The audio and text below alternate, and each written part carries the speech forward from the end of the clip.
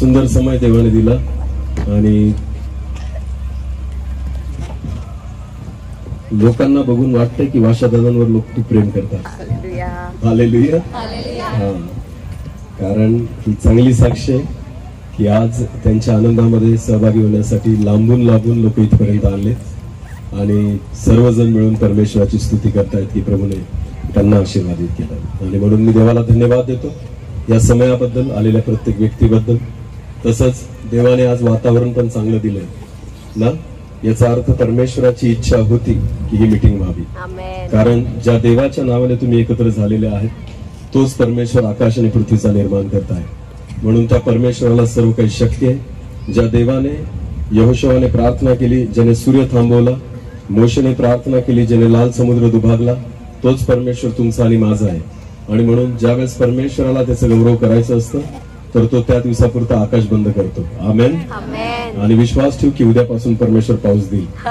Hallelujah. हा, पण प्रभूची स्तुती असो की देवाने आज आपल्याला ती मोकळीकता दिली की आपण परमेश्वराचं वचन ऐकू शकू आणि या परिवारासोबत आनंद करू शकू. मी जास्त वेळ घेणार नाही, खूप थोड्या वेळात आपण परमेश्वराचं वचन बघू आणि एक छोटीशी प्रार्थना करून देवाच्या वचनाकडे आपण जाऊ.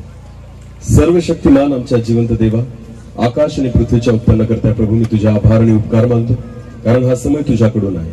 मी प्रार्थना करतो परमेश्वरा, बोलणारा तू आहेस प्रभू, आम्ही केवळ ऐकणारे आहोत. आणि म्हणून दे बापा, केवळ आवाज माझा असू दे, शब्द तुझे असू दे, तू बोल आम्ही ऐकू परमेश्वर. कारण जर तू बोलला नाहीस तर परमेश्वरा कोणी बदलू शकत नाही. आणि म्हणून दे बापा, आम्ही तुझी वाणी ऐकू इच्छितो. माझ्या देवा, मी घटावं तूच वाढावा आणि तुलाच महिमा मिळावी असं होते, तुझंच नाव उंच होते. आणि आज परमेश्वर पिता या घराच्या उपकार स्तुती निमित्ताने परमेश्वर पिता सर्व गौरव तुला मिळावं, तुझं कार्य व्हावं, तुझं वचन लोकांना स्पर्श करावं असं होते. तू बोल, आम्ही ऐकत आहोत. सर्व आदर, मान, महिमा, गौरव, सन्मान तुझा आणि तुलाच देतो. प्रार्थना येशू प्रभू तुझ्या पवित्र आणि गौर नावाने मागितली. एक वचन वाचू, सगळ्यांना परिचित वचन आहे पण परत एकदा वाचू. स्तोत्रसंहिता अध्याय 127. स्तोत्रसंहिता अध्याय 127 आणि वचन 1 आपण वाचून घेऊ. परमेश्वर जर घर बांधत नाही तर ते बांधणाऱ्याचे परिश्रम व्यर्थ आहे. बस, देवाचं वचन सांगतं. आता नीट लक्ष द्या सगळ्यांनी, इकडे बघा. परमेश्वर जर घर बांधत नाही तर बांधणाऱ्याचे श्रम व्यर्थ आहे. याचा अर्थ देवाचं वचन सांगतं घर कोणी बांधलं पाहिजे? कोणी बांधलं पाहिजे? परमेश्वराने. आता परमेश्वर जर घर बांधत नाही तर बांधणाऱ्याचे श्रम व्यर्थ आहे, हे जे वचन आहे याचा अर्थ असा होतो की आपलं घर हे परमेश्वराद्वारे बांधलं गेलं पाहिजे. बरोबर आहे ना? बरं, आपण घराचं समर्पण केव्हा करतो? बांधण्याच्या अगोदर का बांधल्यानंतर? घराचं समर्पण केव्हा केलं जातं? घर बांधल्यानंतर का बांधण्याच्या अगोदर? मग घर कोणी बांधलं? हा, घर कोणी बांधलं? आपण. आणि दिलं कोणाला? परमेश्वराला. नीट लक्ष द्या. परमेश्वराचं वचन म्हणतं परमेश्वर जर घर बांधत नाही तर बांधणाऱ्याचे श्रम व्यर्थ आहे. याचा अर्थ परमेश्वराचं काम हे शेवटी नाहीये घर संपल्यावर. परमेश्वराचं काम हे घर सुरू होण्याच्या वेळेस आहे. आमेन. जिथून तुम्ही तुमच्या घराला सुरुवात करतायत ना, ती सुरुवातच मुळात कोणाद्वारे झाली पाहिजे? देवाद्वारे. आपण आयतं घर बांधून परमेश्वराला नाही सांगू शकत की तू आमच्या घरामध्ये येऊन राहा. तर देवाची अशी अपेक्षा आहे की तुम्ही जेव्हा घराची सुरुवात करतात ना, ती सुरुवातच कोणापासून करा? माझ्यापासून. हालेलुया. आणि म्हणून परमेश्वर जर घर बांधत नाही तर बांधणाऱ्याचे श्रम व्यर्थ आहे. जर आपल्या घराची सुरुवातच देवाने केलेली नसेल, तुम्हाला माहिती आपला परमेश्वर तो परमेश्वर आहे जो आयतं बांधलेलं काहीच घेत नाही. हालेलुया. जेव्हा देवाला सृष्टी निर्माण करायची होती ना, तर बायबल असं म्हणतं त्याच्या पूर्वी उत्पत्तीच्या पुस्तकामध्ये पहिला अध्याय जर तुम्ही वाचला तर असं म्हटलेलं आहे की पृथ्वी आकार विरहित व शून्य होती. काय होती पृथ्वी? आकार विरहित व तिला कोणताच आकार नव्हता. बायबल असं म्हणतं ती शून्य होती. शून्य कशाला म्हणतात? जिथं काहीच नाहीये त्याला शून्य म्हणतात. देवाने निर्मिती तिथं सुरुवात केली जिथं शून्य होतं. हालेलुया. ऑलरेडी बांधलेल्या ठिकाणी परमेश्वर काहीच करू शकत नाही. नीट लक्ष द्या. ज्या वेळेस शलमोनाला परमेश्वराने मंदिर बांधायला लावलं तर तुम्हाला माहिती माप कोणी दिलं मंदिराचं? परमेश्वराने. शलमोनाला माप कोणी दिलं मंदिराचं? किती रुंदी पाहिजे, किती लांबी पाहिजे, उंची किती पाहिजे, खोल्या किती पाहिजे, पत्रे कसे लावायचे, हे कोणी सांगितलं शलमोनाला? देवाने. बोला कोणी? परमेश्वराने. ज्या वेळेस देवाला काही बांधायचं असतं ना तर त्याचं माप परमेश्वर ठरवतो. परमेश्वर ठरवतो किती खोल्या असणार आहेत. परमेश्वर ठरवतो ते मंदिर कशा पद्धतीने असणार आहे. ज्या वेळेस परमेश्वराने नोहाला तारू बांधायला लावलं तर मला सांगा त्यावेळेस नोहाला माप कोणी दिलं? देवाने. माप कोणी ठरवलं? लाकूड कोणी ठरवलं? काय लावायचं हे कोणी ठरवलं? किती खोल्या करायच्या कोणी ठरवलं? या सगळ्या गोष्टी परमेश्वर ठरवतो ज्यावेळेस परमेश्वर बांधायला घेतो. आमेन. हे परमेश्वराचं बांधणं आहे. तुम्हाला माहितीये परमेश्वराला जेव्हा मंदिर बांधायचं होतं त्यावेळेस परमेश्वराने एखाद्या इंजिनियरला नाही शोधलं किंवा हे मन परमेश्वराने एखाद्या ज्ञानी व्यक्तीला नाही दिलं तर परमेश्वराने हे विचार दाविदाच्या मनामध्ये टाकले. बोला कोणाच्या मनामध्ये टाकले? आणि दाविदानंतर परमेश्वराने इच्छा धरली की दाविदाचा एकुलता एक पुत्र. कोण? एकुलता एक म्हटल्यापेक्षा एक पुत्र जो बेतशेबाच्या पोटी झाला त्याचं नाव काय? शलोमोन. की शलोमोनाने माझं मंदिर बांधावं हे देवाने ठरवलं. हालेलुया. परमेश्वर ज्या वेळेस त्याचं काहीतरी बांधायचा प्लॅन करतो ना त्यावेळेस देव अशा व्यक्तीला शोधतो की ज्याच्याद्वारे मी माझी इच्छा पूर्ण करेल. आमेन. परमेश्वराला जेव्हा तारू बांधायचं होतं तर देवाने कोणाला शोधलं? कोणाला शोधलं? नोहा. कारण नोहा हा नीतिमान होता. नोहा देवाचं भय बाळगणारा होता. नोहा परमेश्वराच्या इच्छेप्रमाणे चालणारा होता आणि म्हणून परमेश्वराने एका तारू बांधण्यासाठी परमेश्वराने नोहाची निर्मिती केली किंवा नोहाला निवडलं. हालेलुया. तसंच लक्ष द्या ज्या वेळेस आपलं घर परमेश्वराला बांधायचं असतं ना तर देवाला ते घर बांधण्यासाठी तुमच्याच परिवारातून एका व्यक्तीची गरज असते. आमेन.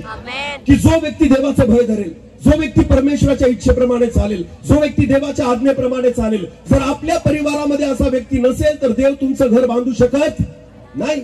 आज वाशादादांचं घर जे बांधलं गेलेलं आहे ना मी विश्वास ठेवतो की तो त्यांचा विश्वास आहे की त्यांचं भय परमेश्वराच्या बाबतीमध्ये. तुम्हाला माहिती मी वाशादादांची साक्ष बऱ्याच ठिकाणी दिलेली आहे.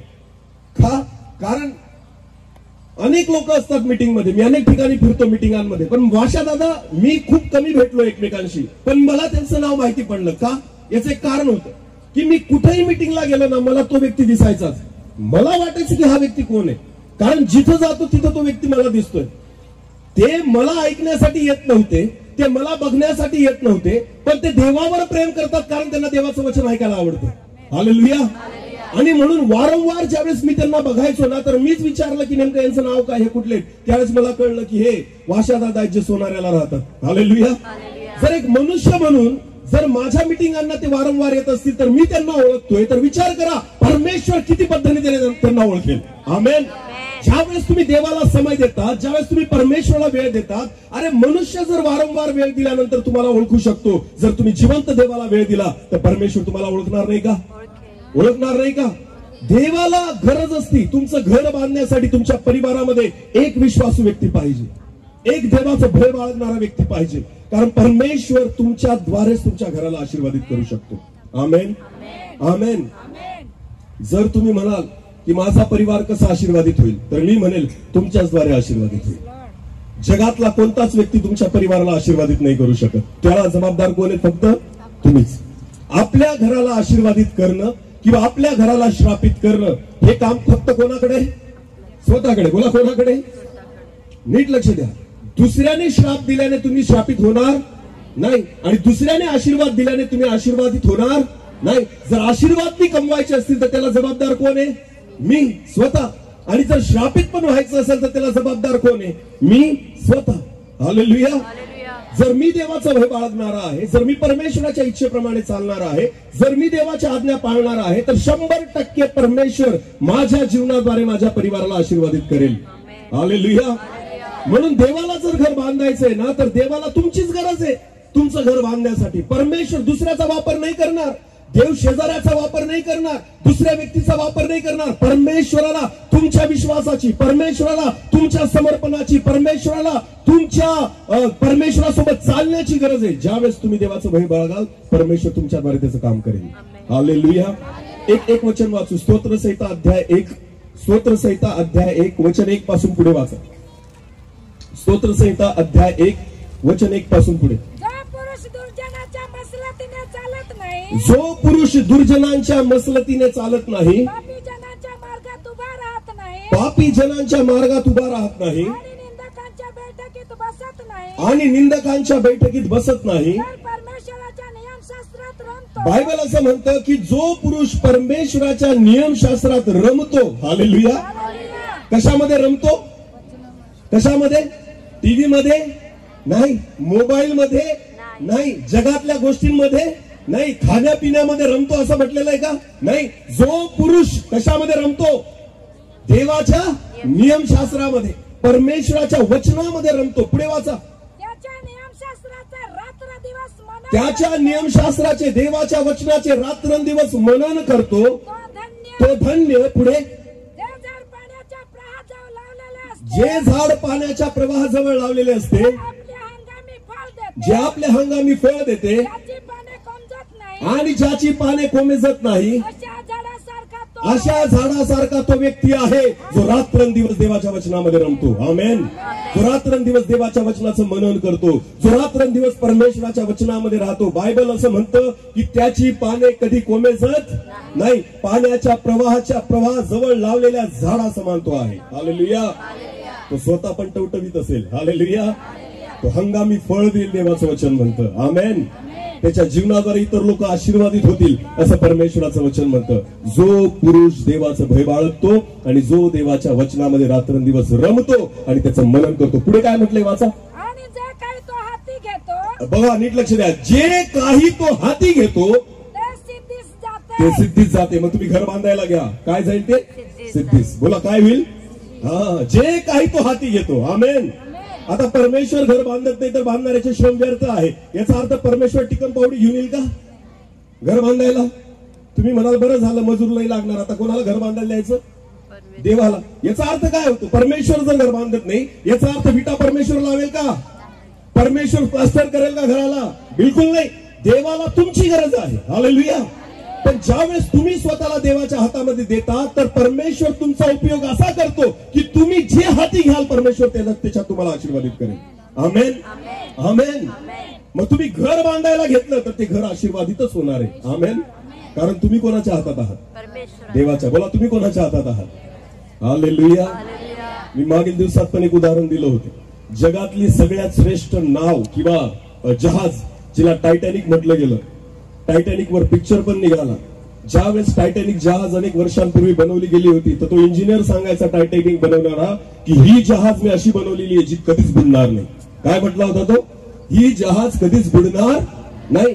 टायटॅनिक जहाज, ज्याच्याबद्दल त्या इंजिनियरला पूर्ण खात्री होती. तुम्हाला माहितीये हजारो लोक एकाच वेळेस तिच्यात प्रवास करू शकणार होते, एवढी मोठी जहाज होती. सर्व प्रकारची आधुनिक यंत्रणा त्याच्यामध्ये लावलेली होती आणि म्हणून त्या इंजिनियरला पूर्ण खात्री होती की ही जहाज कधीच बुडू शकत नाही. का? कारण येणारं संकट जे आहे त्या जहाजाला अगोदरच कळून जायचं आणि म्हणून त्याला खात्री होती की ही जहाज बुडू शकत नाही. आणि म्हणून त्याने छाती ठोक जगाला सांगितलं की मी अशी जहाज बनवलेली आहे जी कधीच बुडणार नाही. तर तुम्हाला माहिती टायटॅनिकचं काय झालं? पहिल्याच फेरीमध्ये जेव्हा प्रवाशांना घेऊन ती चाललेली होती ना, पहिल्याच प्रवासामध्ये टायटॅनिक बुडली.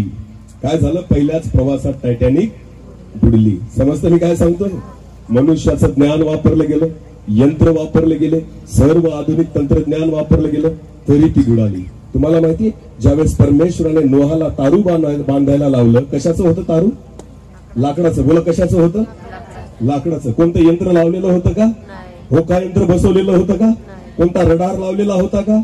काहीच नाही. परमेश्वराने सांगितलं गोफेर लाकडाचं तारू बांध. हालेलुया. त्याला काय लाव? डांबर. त्याला काय लाव? डांबर लाव. पण तुम्हाला माहिती योजना कोणाची होती? त्याला मार्गदर्शन कोणाचं होतं? नोहा सोबत कोण होता?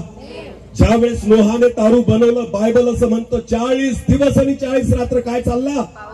आकाश कपाट उघडून गेलेले होते. बायबल म्हणतं एवढंच नाही तर जमिनीतून सुद्धा पाणी निघत होतं. अशा परिस्थितीमध्ये अरे सोपी गोष्ट आहे ना, जर पूर आल्यानंतर विचार करा पुराचा लोंढा कसा असतो, पुराचा वेग कसा असतो. पुरासमोर जर काही आलं तर एका क्षणात त्या ठिकाणी तोडून फोडून मोकळं होऊन जातं. विचार करा सगळं जग पाण्याने भरलेलं होतं, सगळ्या जगामध्ये पाणी वाहत होतं आणि अशा परिस्थितीमध्ये जगातली एकही वस्तू वाचली नाही. फक्त परमेश्वराद्वारे नोहाने बनवलेलं तारू त्याच्यावर 40 दिवस तसंच होतं. हालेलुया. कोणतं इंजिनिअरिंग कॉलेज होतं नोहाला शिकवणारं की ज्याच्यामुळे ते तारू नाही बुडले? कोणती आधुनिक यंत्रणा होती की ज्याच्यामुळे ते तारू नाही बुडलं? आज सुद्धा इतिहासकार विचार करतायत त्या गोष्टीबद्दल की परमेश्वराने असं कशा पद्धतीने ते तारू बनवलं की सगळं जग बुडून गेलं पण तारू बुडलं. याला म्हणतात देवाने बांधलं. हालेलुया.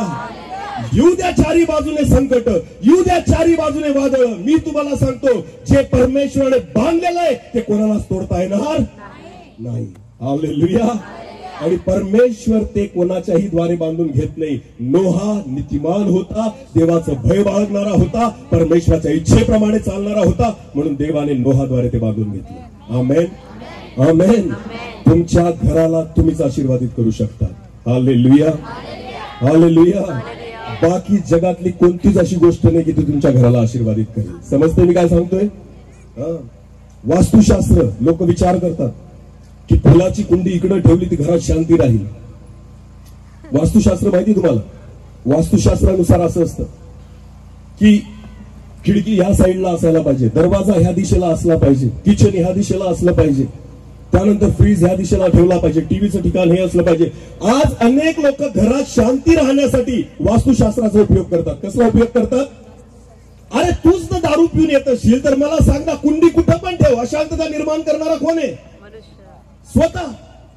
ती कुंडी काय करणार आहे शांतता? मला सांग ना. पिऊन तूच घरामध्ये धुमाकूळ घालतोय, पिऊन तूच त्या ठिकाणी भांडणं करतोय, पिऊन तूच बायकोला मारतोय, तूच रोजच्या भांडणी करतोय. मला एक सांगा, खरं तुम्हाला शांत होण्याची गरज आहे. हालेलुया. तुम्ही जर शांत असाल तर तुमचं घर शांत असेल. आमेन. तुम्ही जर आनंदी असाल तर तुमचं घर आनंदी असेल. तुम्ही आशीर्वादित असाल तर तुमचं घर आशीर्वादित असेल. हालेलुया. आपण वस्तूंना त्या ठिकाणी नीट ठेवतो किंवा वस्तूंचा विचार करतो की याच्यामुळे माझं घर आशीर्वादित होईल. बिलकुल नाही. तुमच्या वस्तूंद्वारे नाही, तुमच्याद्वारे परमेश्वर तुमच्या घराला आशीर्वादित करेल. आमेन. परमेश्वराला घर बांधण्यासाठी कोणा वस्तूची नाही, परमेश्वराला तुमचीच गरज आहे. आमेन. जो त्याच्या नियमशास्त्रात रमतो आणि रात्रंदिवस त्याचं काय करतो? मनन करतो. आमेन. जे काम तो हाती घेईल, परमेश्वर काय म्हणतं? ते सिद्धीच आहे. Hallelujah, hallelujah. समजतंय का सगळ्यांना? मग सांगा, देव कोणाद्वारे घर बांधेल? कोणाद्वारे? आपल्याद्वारे. बोला, कोणाद्वारे? कितीही जणांना प्रार्थना करायला घेऊन आलो आपण घरामध्ये, तरी सुद्धा घर आशीर्वादित होऊ शकत नाही. घर कोणाद्वारे आशीर्वादित होईल? माझ्याद्वारे. आमेन. जर मीच आशीर्वादित नसेल तर माझा परिवार आशीर्वादित होऊ शकत, माझं घर आशीर्वादित होऊ शकत. काय करोडोंचे बंगले बांधून फायदा जर रात्री झोप येत नसेल तर? सांगा ना मला. मग त्यापेक्षा तो बरा जो झोपडीत चांगला झोपतोय घोरून. इथं मला त्या ठिकाणी करोडोचा बंगला बांधला आणि रात्री झोपेची गोळी घेऊन झोपावं लागत असेल. काय फायदा मला सांगा? याला आशीर्वाद म्हटला जात? आशीर्वाद तोय की पोटात अन्न पडलं तर तुम्हाला चांगली झोप येईल, रात्रभर झोपाल आणि सकाळी उठाल 8 तासाची झोप घेऊन. इथं मी 3 तास झोपू शकत नसेल तर याला आशीर्वाद म्हटला जाणार नाही. नीट लक्ष द्या. झोपण्यासाठी, आरामासाठी झोपेची आवश्यकता आहे, खाण्यासाठी अन्नाची आवश्यकता आहे. आमेन, हालेलुया. आज मनुष्याला वाटतं वस्तू माझं घर आशीर्वादित करेल, पैशाने माझं घर आशीर्वादित होईल, गाडी बंगला ह्या सगळ्या गोष्टी ज्या भौतिक सुविधा आहेत ना, आपल्याला वाटतं त्याच्याने आमचं घर आशीर्वादित होईल. बिलकुल नाही. तुमचं घर तुमच्यानेच आशीर्वादित होईल. हालेलुया. तुमच्या घरातली सगळ्यात मोठी संपत्ती तुम्ही स्वतः आहात. आमेन. आज मनुष्य सगळ्या गोष्टी, टाईल्स घडीघडी पुसतो. घर मोठा बंगला बांधला ना, सगळ्यात मोठी पंचायत काय असती? घर स्वच्छ ठेवण्याची. बोला, काय असती? कारण आजकाल अशा मार्बल्स आलेल्या आहेत ना, जे टाईल्स असतात त्या, की आपलं तोंड दिसतं त्याच्यात, इतक्या स्वच्छ असतात. खरं आहे की नाही? जेवढं मोठं घर बांधाल, सगळ्यात मोठी कसरत बहिणींची आहे. का? कारण त्या घराला काय ठेवावं लागतं? स्वच्छ ना.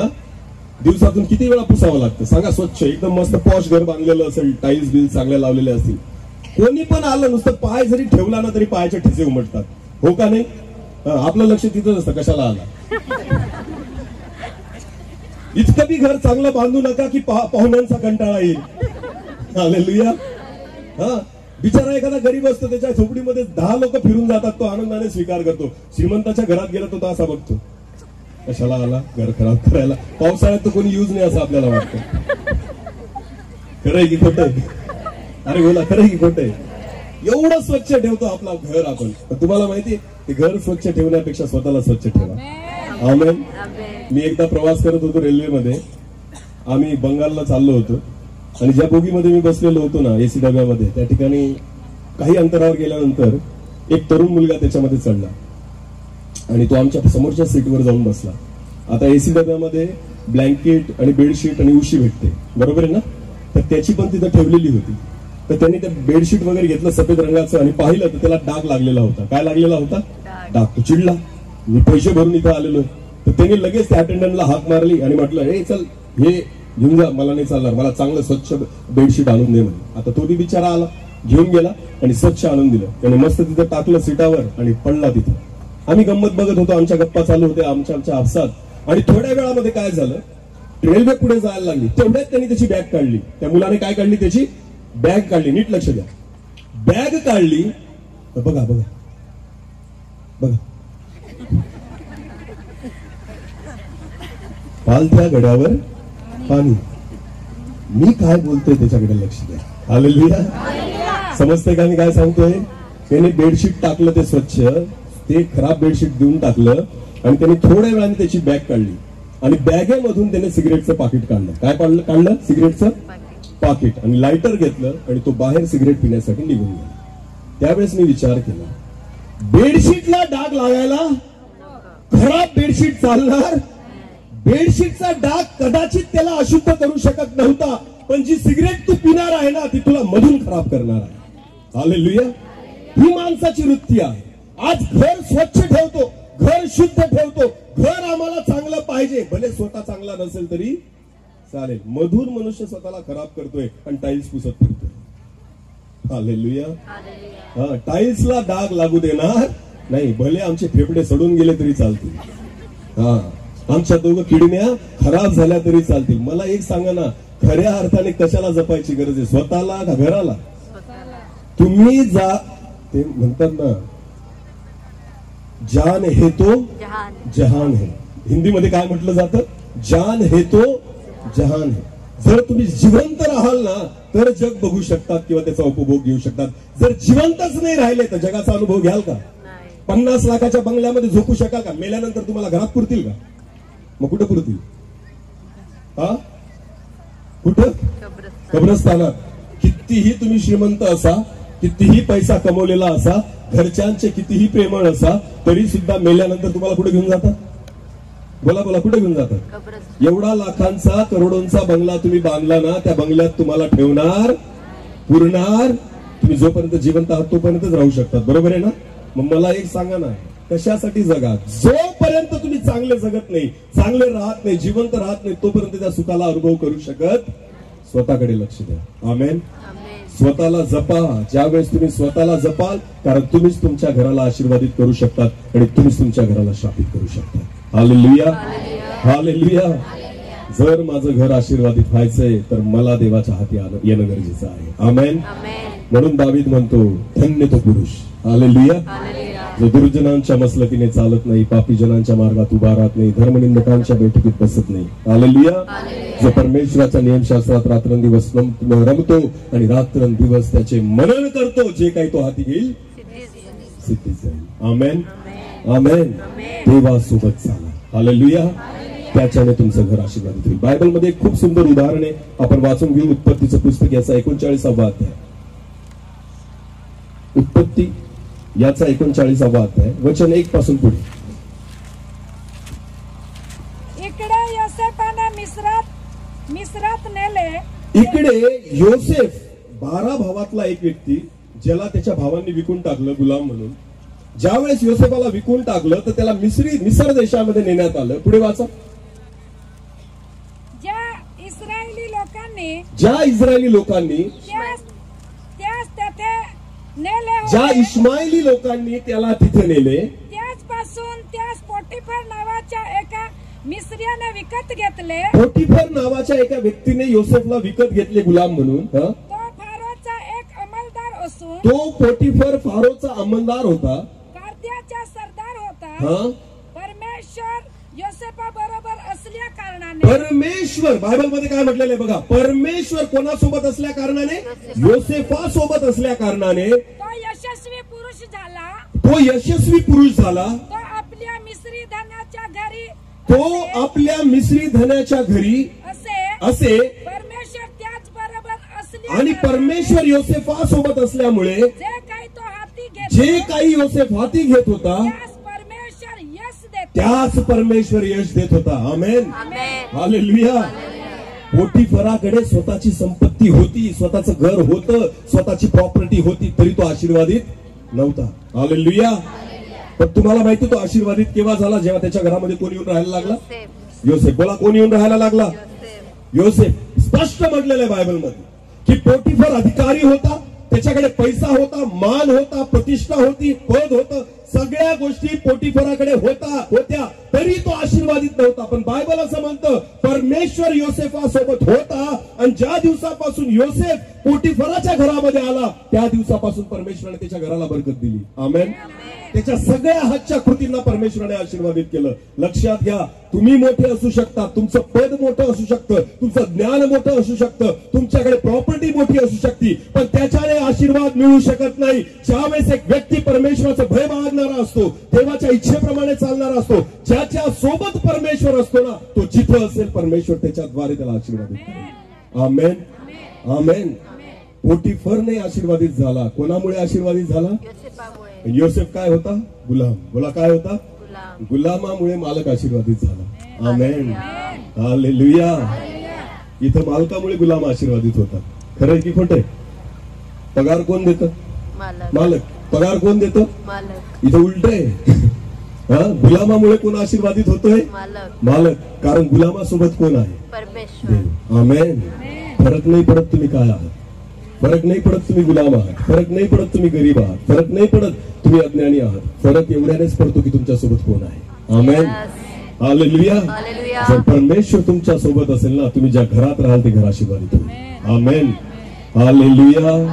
म्हणून देवाचं वचन म्हणतं परमेश्वर जर घर बांधत नाही, बांधणाऱ्याचे श्रम व्यर्थ आहे. जर देव आपल्यासोबत नाही, देवाची उपस्थिती आपल्यासोबत नाही, तर मी तुम्हाला सांगतो कोणतीच गोष्ट तुम्हाला आशीर्वादित करू शकत नाही. फक्त देव माझ्यासोबत असणं गरजेचं आहे. आमेन. आणि योसेफासोबत परमेश्वर होता म्हणून देवाने त्याला आशीर्वादित केलं. एक वचन वाचू, यहोशवाचं पुस्तक याचा पहिला अध्याय. यहोशवा याचा पहिला अध्याय, वचन 7 ते 9 वाचा.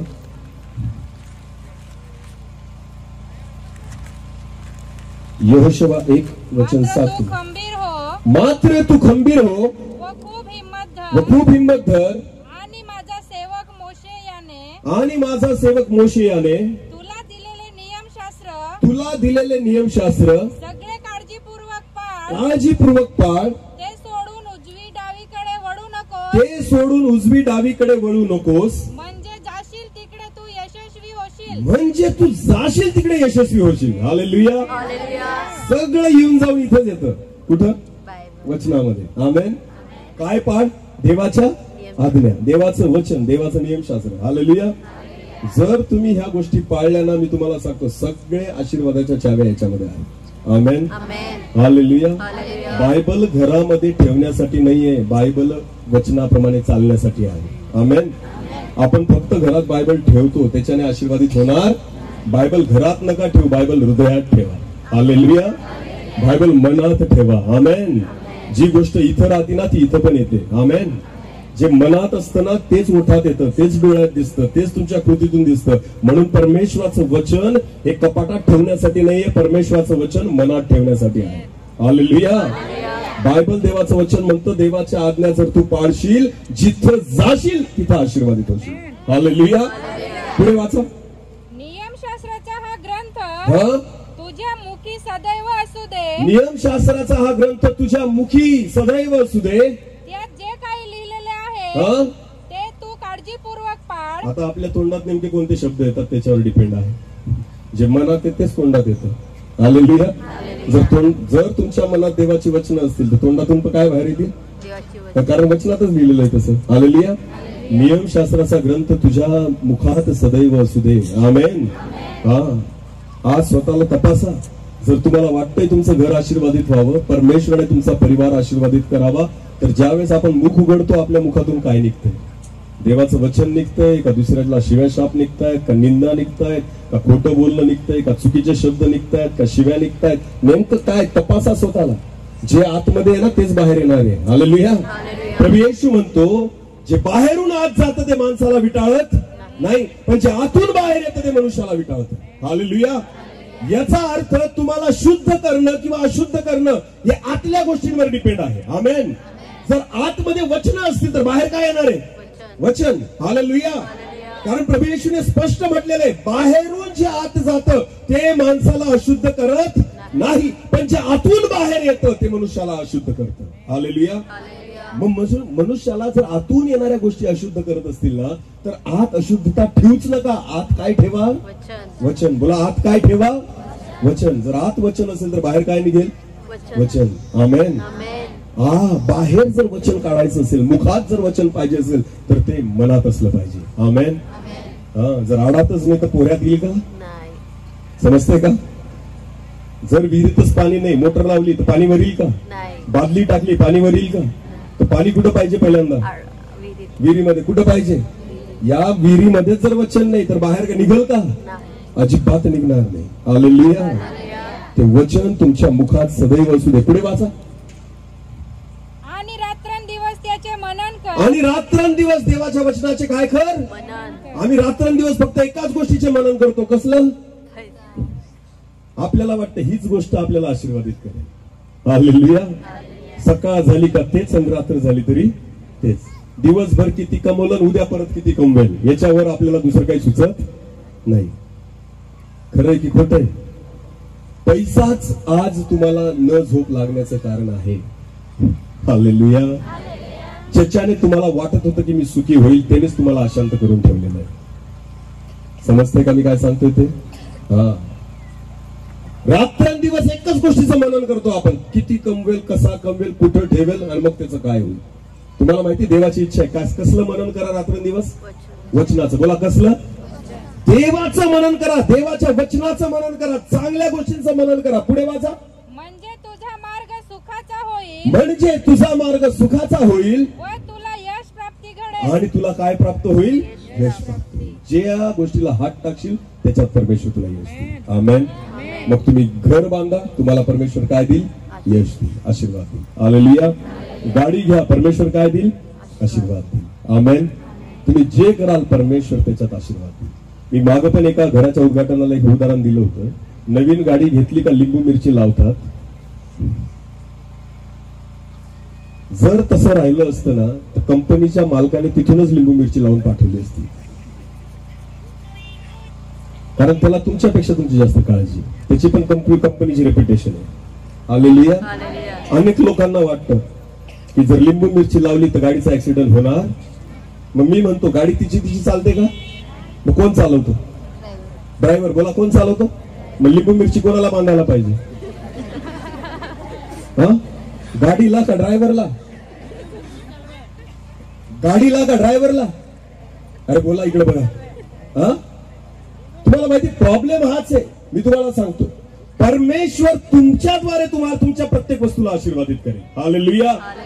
जर मी व्यवस्थित असेल ना तर माझा परिवार व्यवस्थित असेल, माझं घर व्यवस्थित असेल. जर मी व्यवस्थित असेल तर माझी, इकडे बघा, जर मी व्यवस्थित असेल माझी गाडी व्यवस्थित असेल. हालेलुया. देवाचं वचन माझ्यामध्ये असलं पाहिजे. आमेन. जर मी परमेश्वरासोबत आहे आणि परमेश्वर माझ्यासोबत आहे तर माझ्या प्रत्येक गोष्टीला आशीर्वादित परमेश्वर करेल. आमेन. हालेलुया. बोला येशू मसीह की.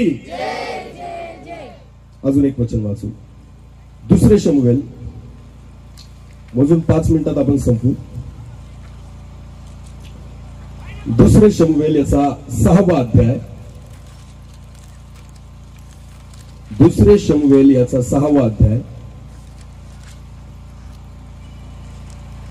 आणि वचन 10 पासून पुढे वाचू आपण. बरं, दावीद परमेश्वराचा कोश. परत एकदा.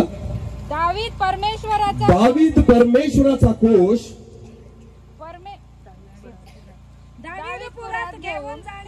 दावीद पुरात घेऊन जाण्याचा कबूल होईना. त्याने तो ओबेद-एदोम गित्ती याच्या घरी एका बाजूस नेऊन. ज्या वेळेस कराराचा कोश दावीद घ्यायला गेला तर तो घाबरला. कारण जो उज्जा होता ना तो मरण पावला त्या कराराच्या कोशाला हात लावल्यामुळे. म्हणून दाविदाने विचार केला की हा कराराचा कोश मी माझ्या घरी नेणार नाही. तर त्याने काय केलं, अर्ध्या रस्त्यातच अदोम, काय नाव आहे त्याचं?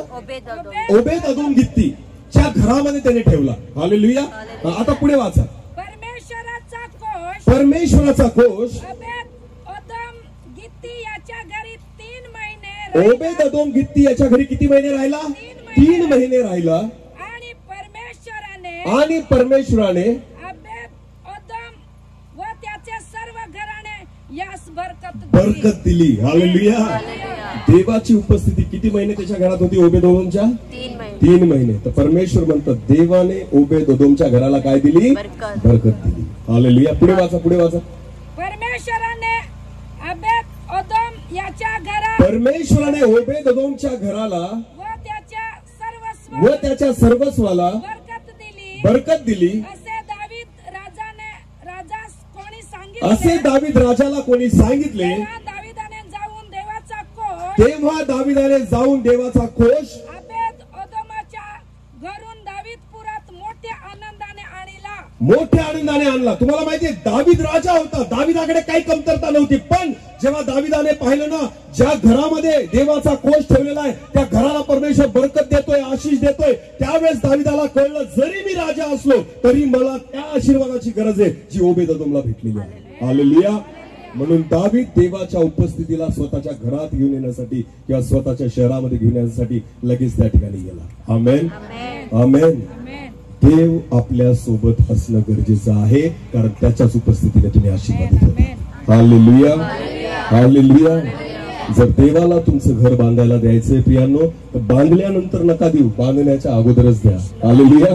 आणि बांधण्या अगोदर द्यायचं असेल तर परमेश्वराला कॉन्ट्रॅक्ट नाही देत आपण, परमेश्वराला स्वतःला द्या की तुमच्याद्वारे परमेश्वर तुमचं घर बांधेल. हालेलुया. तुमचा उपयोग करेल परमेश्वर तुमच्या घराला आशीर्वादित करण्यासाठी, तुमचा उपयोग करेल परमेश्वर तुमच्या परिवाराला आशीर्वादित करण्यासाठी. आणि म्हणून देवाचं वचन तुमच्या जीवनामध्ये असू द्या. हालेलुया. रात्रंदिवस त्याचं मनन करा, परमेश्वराच्या इच्छेप्रमाणे चाला. मी तुम्हाला विश्वासाने सांगतो तुमचा परिवार, तुमचं घर आशीर्वादित झाल्याशिवाय राहणार. शेवटचं वचन वाचायचं, नीतिसूत्र 16:1-3 वाचा. नीतिसूत्र 16:1-3. मनात योजना करणे मनुष्याला हातचे आहे, मनात योजना करणे मनुष्याच्या हातचे आहे, पण जिभेने उत्तर देणे परमेश्वराकडेच आहे. पण जिभेने उत्तर देणे परमेश्वराकडचेच आहे. मनुष्याचे सर्व मार्ग त्याच्या दृष्टीने मनुष्याचे सर्व मार्ग त्याच्या दृष्टीने शुद्ध असतात, पण परमेश्वर आत्मे तोलून पाहतो. पण परमेश्वर आत्मे तोलून पाहतो. आपली सर्व कार्य परमेश्वरावर सोपव. हा, देवाचं वचन काय म्हणतं बघा इथं, आपली सर्व कार्य देवावर सोपव म्हणजे तुझे बेत सिद्धीस जातील. आमेन. स्वतःच्या मनाप्रमाणे काही करू नका, देवावर सोपवा. हालेलुया. घर बांधायचंय कोणावर सोपवा, गाडी घ्यायची कोणावर सोपवा, लेकरांना शिक्षण द्यायचंय कोणावर सोपवा. प्रत्येक गोष्टीमध्ये परमेश्वरावर सोपवा, देवावर विश्वास ठेवा, देवावर भरोसा ठेवा, परमेश्वराच्या इच्छेप्रमाणे चाला. प्रत्येक गोष्ट परमेश्वर सिद्धीस नेईल. आमेन. कारण योजना करणं मनुष्याच्या हातचं आहे, पण सिद्धीस नेणारा परमेश्वर आहे. जीवेने उत्तर देणं हे देवाच्या हातात आहे. हालेलुया. मी खूप योजना करतो पण त्या सिद्धीस जातील हे मला माहिती नाही. मी नेहमी एक गोष्ट सांगतो देवाच्या लोकांना, शेवटची गोष्ट नीट लक्ष द्या, देव तुम्हाला ती गोष्ट कधीच देणार नाही जी तुम्ही मागता, कारण देवाला माहिती आहे तुमच्यासाठी चांगलं काय आहे. हालेलुया. देव तेच देतो जे त्याच्या योजनेमध्ये आहे. आमेन, हालेलुया. कारण देव आपल्यावर काय करतो, प्रेम. आमेन. आपण आपल्या लेकरांवर प्रेम करतो.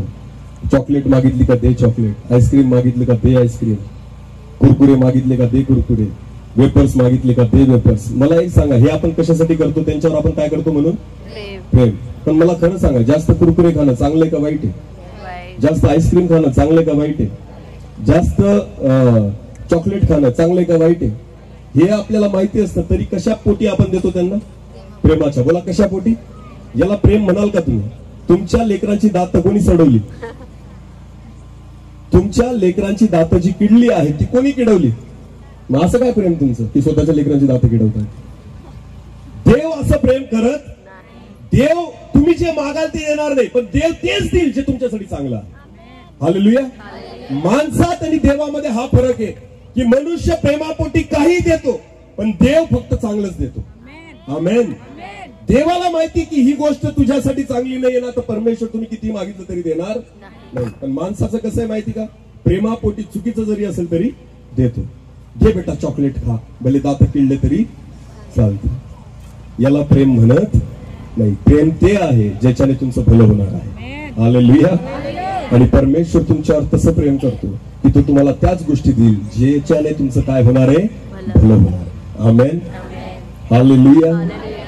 खूप पैसा दिला, खूप पैसा मागितला देवाकडे, बऱ्याचदा परमेश्वर देत नाही, कारण त्याला माहिती भेटला तर तुम्हाला सोडून जाशील. कारण देव आपल्याला गरजेपोटी लागतो. कशापोटी लागतो? देव कधी आठवतो? सुखात का दुखात? देव कधी आठवतो? सुखात का दुखात? दुखात. मग देवाने आपल्याला सुखात ठेवावं का दुखात? सुखात. तुम्ही आठवतात कधी देवाला?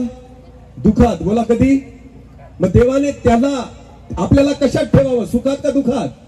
कारण सुखात तर आपण त्याला आठवत, आपण आठवतो केव्हा? दुखामध्ये. मग देव म्हणतो राहा दुखातच, की किमान माझी आठवण तरी करशील. तुम्हाला काय वाटतं? अडचणी, समस्या, आजार, संकट आपल्या जीवनात जे येत जात राहतात ना, याच्या मागचं कारण तेच आहे. कारण देवाला माहिती यांना सुखच देऊन टाकलं ना, हे पहिले मलाच विसरतील. आणि म्हणून परमेश्वर थोड्या थोड्या गोष्टी राहू देतो की जेणेकरून तुम्ही देवाला हाक मारावी. आमेन. हालेलुया. म्हणून सगळ्या गोष्टी परमेश्वर देत नाही, तो तेवढंच देईल जे तुमच्यासाठी आज गरजेचं आहे. आमेन. आणि हा देवाकडून असणारा आशीर्वाद आहे. हालेलुया. देवाचं भय बाळगा, देव काहीच कमी पडू देणार नाही. देवाला जर घर बांधायला द्यायचंय तर स्वतःला देवाच्या हातात सोपवा की तुमच्याद्वारे परमेश्वर तुमचं घर बांधेल. आमेन. देवाचं वचन आपल्या हृदयामध्ये घ्या, परमेश्वराच्या आज्ञेप्रमाणे चाला, रात्रंदिवस त्याचं मनन करा. मी तुम्हाला विश्वासाने सांगतो, जे काम तुम्ही हाती घ्याल ते सिद्धीच जाईल. हालेलुया. मग घर बांधायला घ्याल तरी घर बांधणं सिद्धीच जाईल. हालेलुया.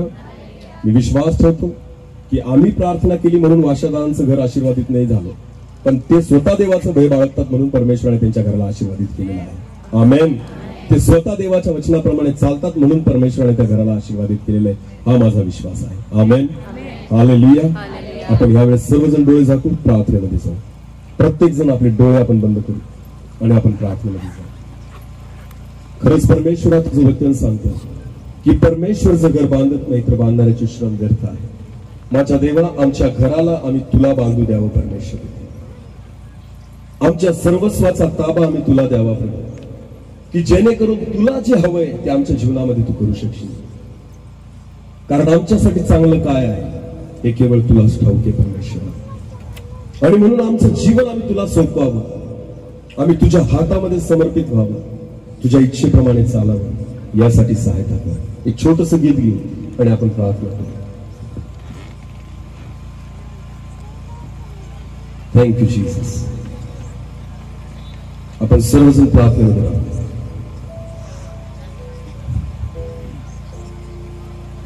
एक छोटस कोरस घेऊ आणि त्याच्यानंतर शेवटची प्रार्थना करून आपण संपू.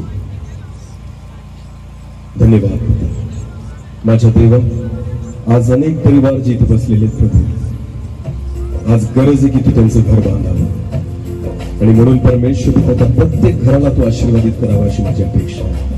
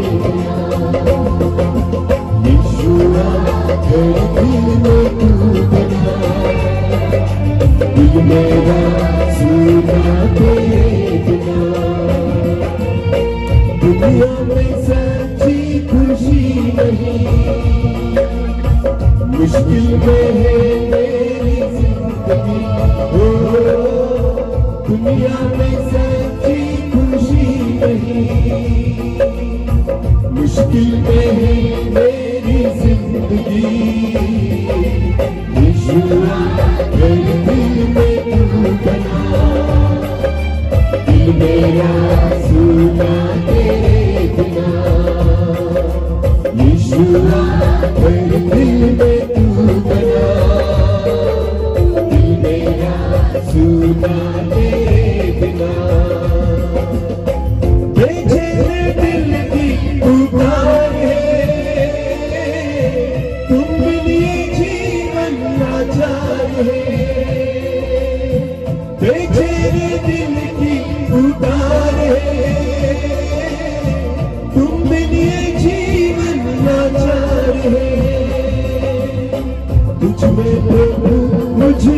आस है, तुझ में तो प्यार ही प्यार है, ओ तुझ में प्रभु मुझको आस है, तुझ में तो प्यार ही प्यार है, तुम बिन भलाई मेरी नहीं, प्रभु तेरे जैसा कोई नहीं, तुम बिन भलाई मेरी नहीं, प्रभु तेरे जैसा कोई नहीं। यीशुआ मेरे दिल में तू बना, दिल मेरा सुना तेरे बिना, यीशुआ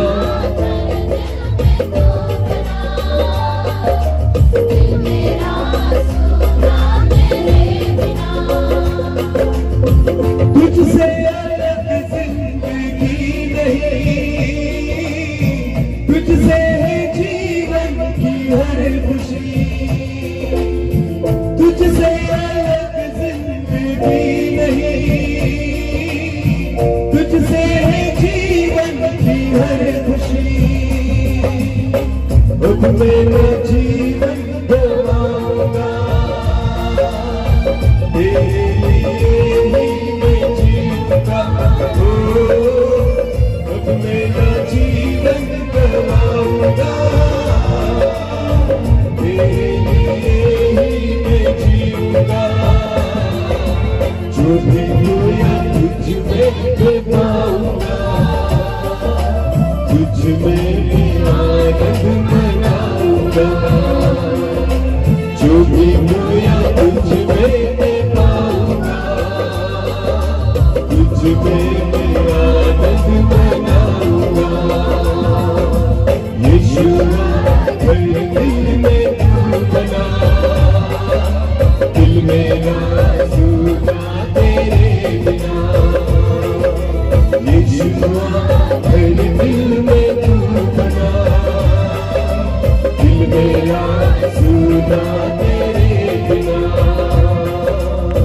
दिल मेरा सुना तेरे बिना,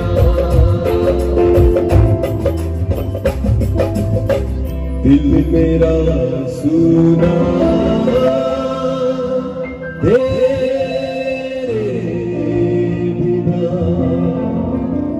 धन्यवाद पिता माझ्या देवा, आज प्रत्येक घरामध्ये तुझी उपस्थिती होते प्रभूजी, खरंच जर तू आमचं घर बांधत नाही तर बांधणाऱ्याचे शब्द आहे, तुला आमची गरज आहे प्रभू आम्हाला आशीर्वादित करण्यासाठी, आम्ही स्वतः जबाबदार आहोत स्वतःच्या घराला आशीर्वादित करण्यासाठी, आणि म्हणून माझ्या देवा आज तुझ्या वचनाद्वारे जे तू आमच्याशी बोलला आहे प्रभू त्यानुसार चालण्यासाठी आम्हाला सहाय्य कर, जसे योसेफासोबत तू होता म्हणून पोटिफराचा परिवार आशीर्वादित झाला, तसंच प्रभू तू आमच्या सोबत राहा की जेणेकरून आमचा परिवार आशीर्वादित होईल। या समयाला परमेश्वर पिता वाशा दादा आणि त्यांचा परिवार तू आशीर्वादित केलेला आहे परमेश्वर, कारण ते तुझं भय धरतात, तुझ्या वचनाप्रमाणे चालतात, आणि म्हणून तू त्यांना आशीर्वादित केलंय, आणि मी विश्वास ठेवतो की हे घर तू बांधलेलं आहे प्रभू, आणि म्हणून तो बापा सर्व प्रकारचे उत्तम आशीर्वाद या घरामध्ये टिकून राहू दे, आणि त्याद्वारे तुला गौरव मिळते। जितके आमच्या बांधवांनी आज तुझं वचन ऐकलंय प्रभू, हे वचन कार्य केल्याशिवाय परत देऊ नकोस दे बापा,